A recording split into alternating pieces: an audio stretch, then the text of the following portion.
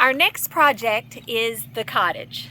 This is a family cottage that we built years ago. We don't call it a cabin because of the movie Cabin in the Woods. Horror movie, creep me out, I don't like it. So this is our cottage that we have kept for family to come in and use during Memorial Day or July 4th barbecues. They sleep, they rest, everything has worked out really great as far as an additional space for our family. But all of that is currently about to change.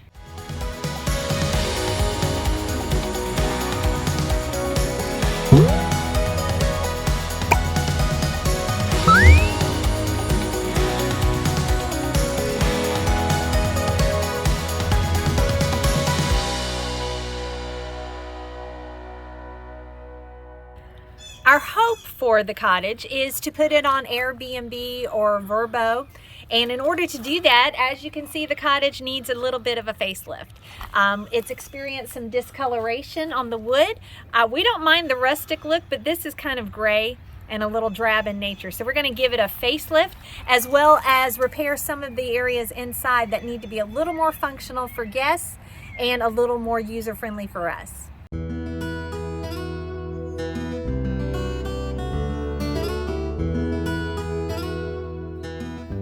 Okay, it's been very functional over the years for family. This sectional folds out into a queen-size bed.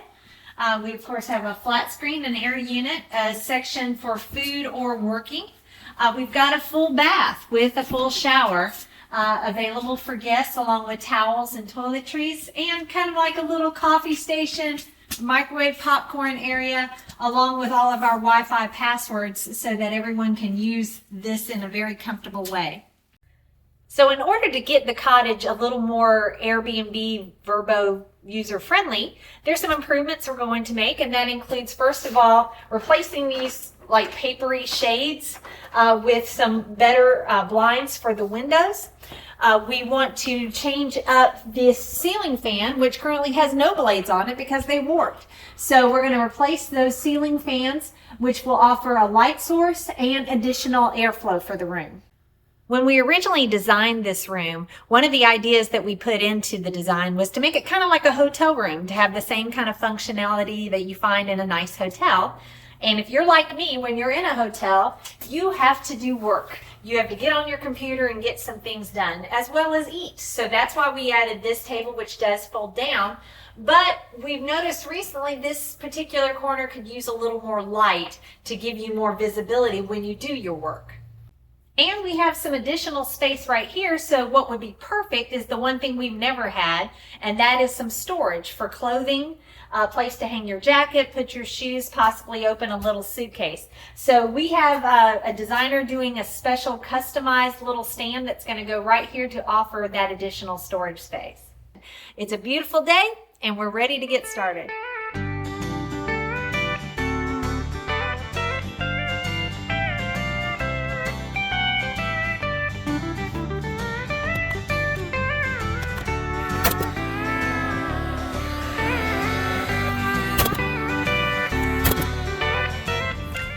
So the good folks at Lowe's, specifically one gentleman, said this is a great product to use because we want to clean the building without damaging the wood. So we're not using a pressure washer, we're going to use this instead and see how it goes.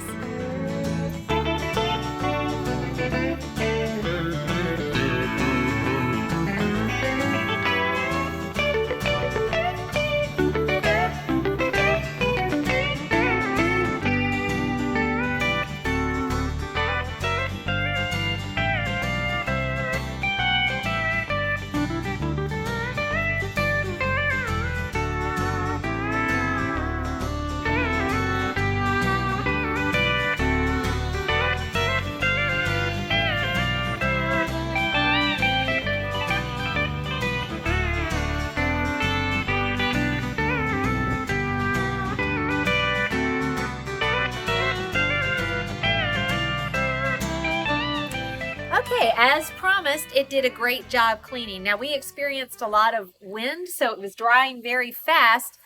If we'd been able to leave it on a little bit longer, it might have gotten even cleaner, but it did a pretty good job, and as promised, it did not damage my hydrangeas, so that was very, very important to me. Now, in addition to the cleaning, we have done some caulking along all of the seams here, which wasn't done originally. It's done this time because we want to get it ready for priming and painting and get this good to go. Okay, so the wind has finally calmed down a little bit so that we can begin painting, but it's still a little bit breezy. So we have two options. We have to use a sprayer to paint this building to get all the nooks and crannies that we want to get and to save time. But because we have the wind factor going on, we have two options, and one is this HVLP sprayer. It's very controlled and does a great job, but it's a little bit slower. The other is a home version of an industrial type painter, much faster, but the overspray is a little more intense. So we're going to try to decide which one to use because protecting those hydrangeas is very important. So the breeze is minimal, so we decided to go with the faster sprayer, and you're about to see just how fast it goes.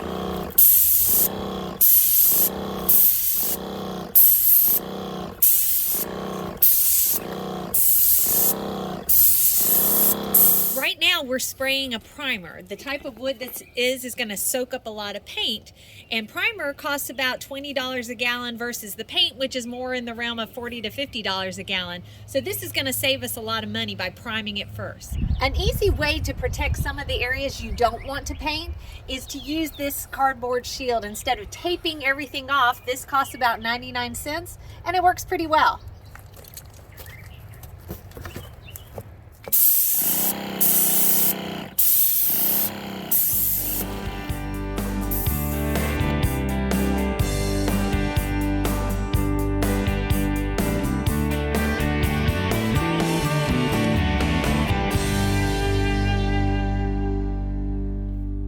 Okay, we have the whole cottage primed and ready to be painted. The colors we've chosen accidentally match our horses, so we're excited to see what the final version is going to look like.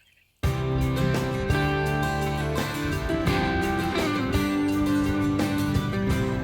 can see what a difference a fresh coat of paint makes. Everything looks clean and refreshed. The colors again, it's exactly what we wanted. In addition to painting, the stairs have been redone so they're not as steep. We're going to stain those later on. Right now we're just going to leave them as is, but everything is fresh and new. So not only is it freshened up outside, but we've made things a little more functional inside, starting with these great blinds that raise up from the bottom and the top. So you can kind of control how much privacy and how much light that you have. We've added more lighting over the kitchenette area so that's a little more visible in the morning when you're making your coffee. Additionally, we've added more light over the work/dining area, and we've added some new blades to our ceiling fan. We found that a fan works a lot better if you have the blades.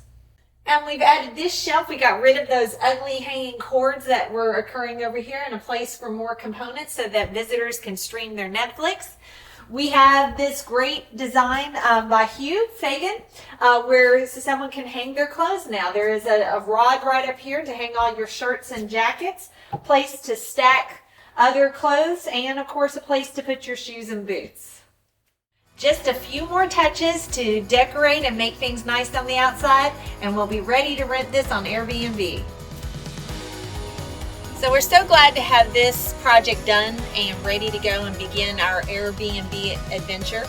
It's not particularly comfortable, the idea of having someone rent space on our property, but what we have discovered and what we hope you discover is that when you are chasing your dreams or going after something new, it takes you through some uncomfortable places and you have to embrace that. So we're going to embrace the uncomfortable and take on a new adventure.